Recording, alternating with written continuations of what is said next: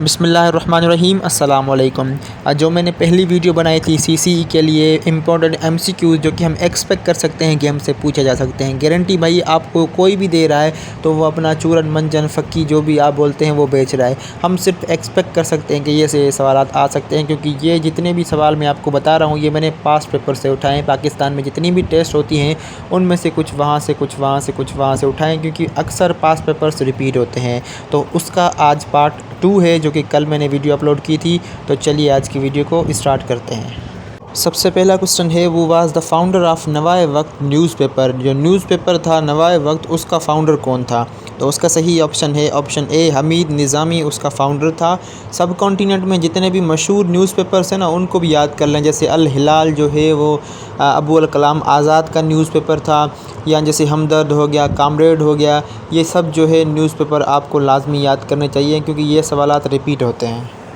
अगला क्वेश्चन है, general Parvez Musharraf was elected as president through referendum on.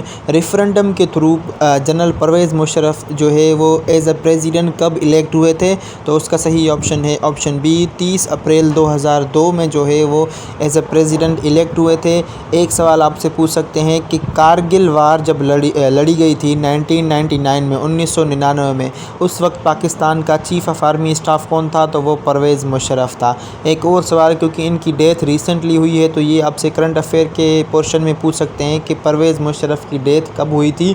तो 5 फरवरी 2023 में दुबई में उनका इंतकाल हो गया। और 5 फरवरी से आपको याद आना चाहिए कि 5 फरवरी को हम कश्मीर सॉलिडरिटी डे भी सेलिब्रेट करते हैं।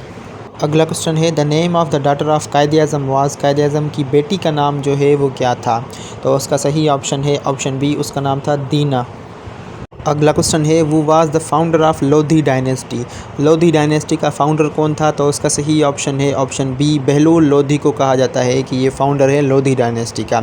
अगर आपसे कोई पूछे कि दिल्ली सल्तनत की आखिरी डायनेस्टी कौन सी थी तो वो लोधी डायनेस्टी थी।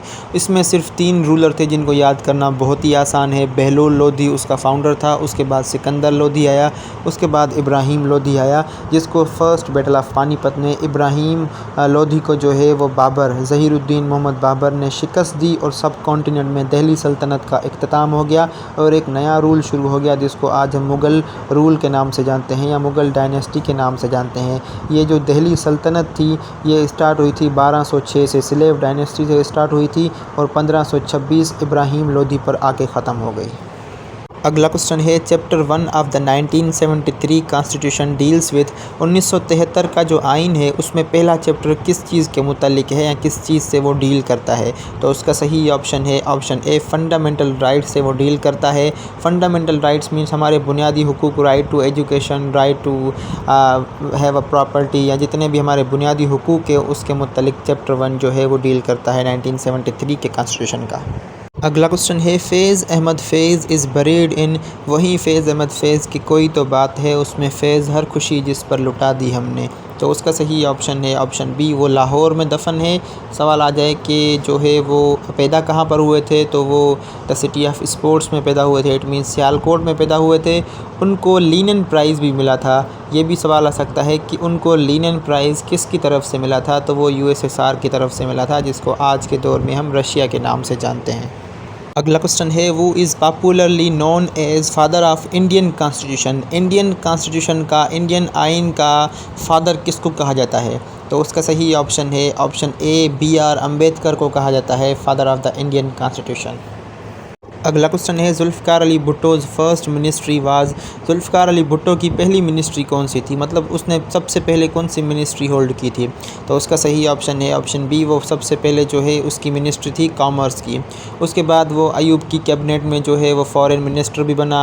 उसके बाद इसका जो है वो ताशकंद एग्रीमेंट जो हुआ था 1966 में, उस पर इख्तलाफ हो गया अयूब के साथ। फिर इसने अपनी पार्टी बना ली 1967 में, जिसको आज हम PPP के नाम से जानते हैं, पाकिस्तान पीपल्स पार्टी। और उसके बाद जो है वो 71 से लेकर 73 तक जो है ये पाकिस्तान का प्रेसिडेंट भी रहा है। काफ़ी सारे लोग ये जानते हैं कि ये सिर्फ प्राइम मिनिस्टर रहा है, लेकिन ये प्रेसिडेंट भी रहा है।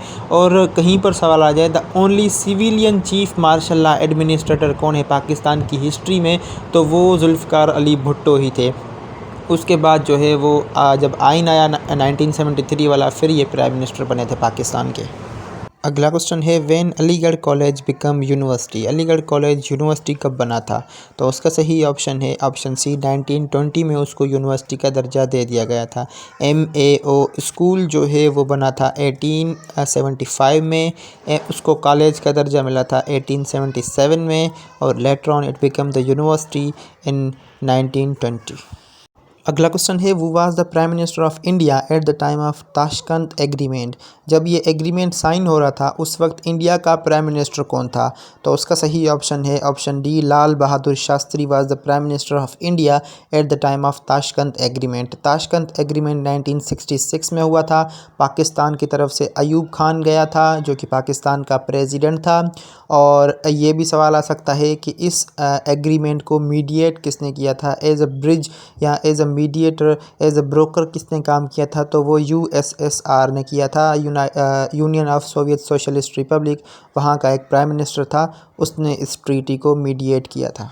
ये ट्रीटी हुई क्यों थी? पाकिस्तान और इंडिया के बीच में जो 1965 वाली वार हुई थी जो कि 17 दिन चली थी, उसका सीज़ फायर हुआ था इस एग्रीमेंट में। अगला क्वेश्चन है चिलम Joshi is a festival celebrated in, चिलम जोशी एक फेस्टिवल का नाम है, वो कौन से एरिया में सेलिब्रेट किया जाता है? तो उसका सही ऑप्शन है ऑप्शन ए कैलाश वैली में।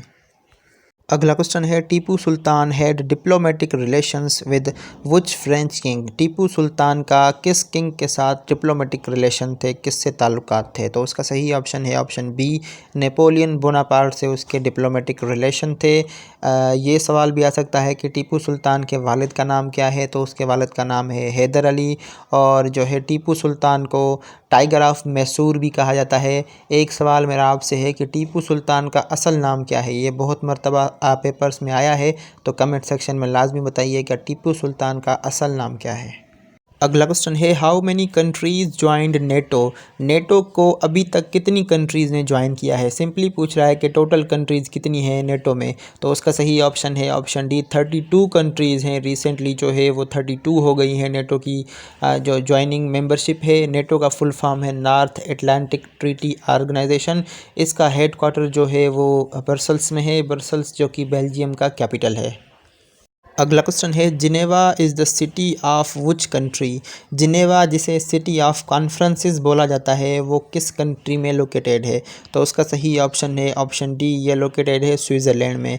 कभी कभार क्या होता है एक कंट्री में मशहूर सिटीज़ जो होती हैं उनको ही कैपिटल समझा जाता है, जैसे स्विट्ज़रलैंड का कैपिटल जिनेवा को समझा जाता है बहुत लोगों के तरफ से, लेकिन स्विट्ज़रलैंड का कैपिटल है बर्न।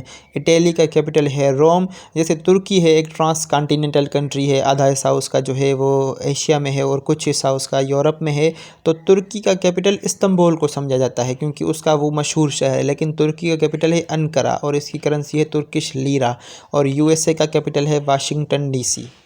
अगला क्वेश्चन है capital city of Somalia, Somalia की कैपिटल सिटी का नाम क्या है? तो उसका सही ऑप्शन है option B Mogadishu is the capital city of Somalia.